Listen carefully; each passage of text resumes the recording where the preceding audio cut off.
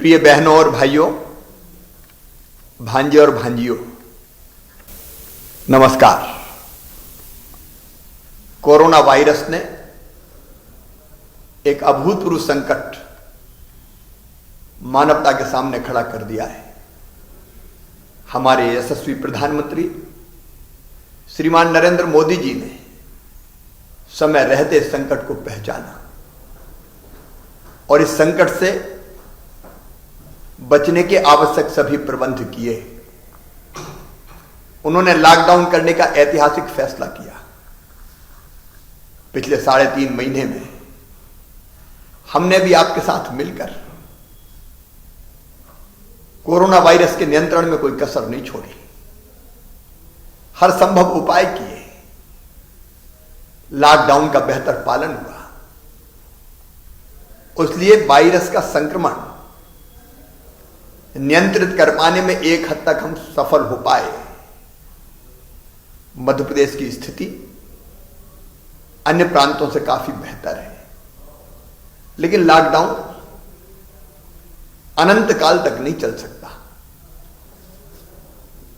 आखिर जिंदगी को भी चलना है, इसलिए आर्थिक गतिविधियां भी शुरू करनी पड़ी। लॉकडाउन से देश अनलॉक की तरफ बढ़ा, लेकिन ऐसा लगा कि अनलॉक होते ही हम असावधान हो गए। हमने आवश्यक सावधानियों का पालन नहीं किया। बाहर सड़कों पर भीड़ निकलने लगी। बाजारों में अनियंत्रित भीड़ निकली। घरों में कार्यक्रमों के आयोजन होने लगे। कुछ जगह पार्टियां शुरू हो गई। वैवाहिक कार्यक्रमों में तय थी सीमा कि दोनों पक्ष के मिला के 50 से ज्यादा लोग नहीं होंगे, लेकिन वहां भी संख्या बढ़ी। कई बार एक ही घर में, एक ही कमरे में कई लोगों के सोने के कारण संक्रमितों की संख्या बढ़ने लगी। कई मित्रों ने मास्क नहीं पहने, फिजिकल डिस्टेंस नहीं रखा, और इसलिए जून तक मध्य प्रदेश में नियंत्रित कोरोना जुलाई में फिर बढ़ने लगा। जुलाई में बढ़ने के जो आंकड़े हैं वो मेरे बहनों और भाइयों चिंता का विषय है। हमको इस संक्रमण को यहीं रोकना पड़ेगा। इसलिए कई जगह फिर से लॉकडाउन किया।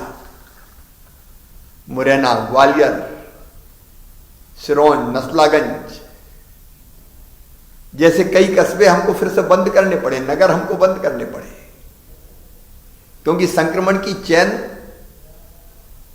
तोड़ने का एक ही उपाय है,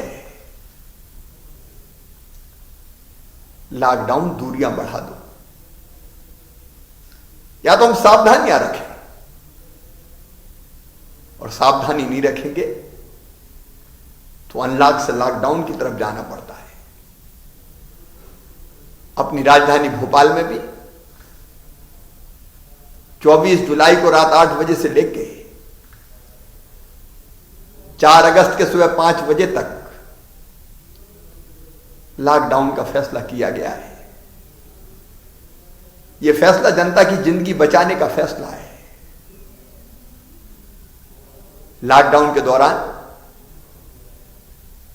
दूध, दवाइयां, सब्जी इत्यादि की व्यवस्था की जाती रहेगी। लेकिन मेरी आपसे प्रार्थना है, यह लॉकडाउन आपके लिए है।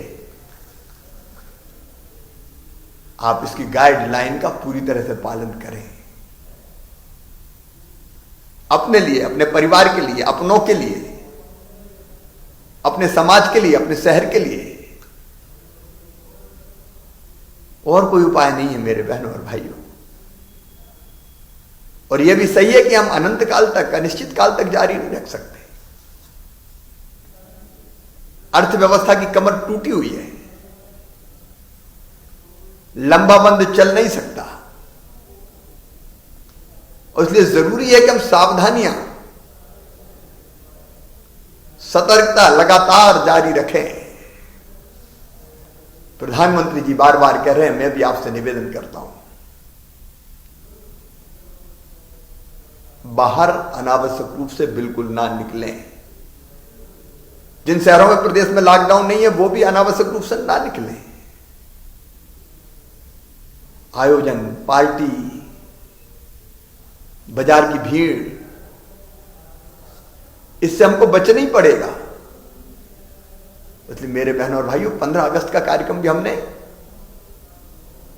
सब जिलों में करना समारोह पूर्वक निरस्त कर दिया है। इस बार मंत्री हर जिले में नहीं जाएंगे। लाल परेड पर सीमित संख्या में ध्वजारोहण होगा, मंत्री भी सब यहीं रहेंगे। बाकी सब जगह कार्यालयों में बिना ज्यादा संख्या के ध्वजारोहण का कार्यक्रम संपन्न होगा। हम गणेश उत्सव नहीं कर रहे हैं चौराहों पे, सड़कों पे समारोह पूर्वक। ताजिए ना निकले,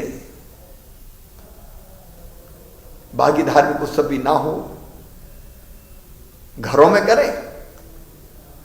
स्वतंत्रता है, आजादी है, लेकिन बाहर नहीं, क्योंकि इसके बिना हम इस संक्रमण को रोक नहीं पाएंगे और एक सीमा से ज्यादा हो गया तो भारी नुकसान करेगा। इसलिए मैं एक बार फिर प्रार्थना करता हूं, कहीं भी अनावश्यक नहीं निकले। लॉकडाउन जहां है वहां तो निकलना ही नहीं है, जहां नहीं है वहां भी भीड़ से बचें, फिजिकल डिस्टेंसिंग का पालन करें, साबुन से बार बार हाथ धोएं, फेस कवर, मास्क चेहरे पर लगाए रखें। सावधानी में ही सुरक्षा है, और ये सावधानी हमने रखी तो हम कोरोना के संक्रमण को रोक देंगे, कोरोना को पराजित कर देंगे। कोशिश करने वालों की कभी हार नहीं होती। इसी प्रार्थना के साथ सर्वे भवन्तु सुखिनः, सर्वे सन्तु निरामया, सर्वे भद्राणि पश्यन्तु, मां कश्चित् दुर्भाग् भवेत्। आप सब सुखी हो, आप सबका मंगल हो, आप सब निरोग रहें, आप सबका कल्याण हो, यही मंगल कामना है। बहुत बहुत धन्यवाद।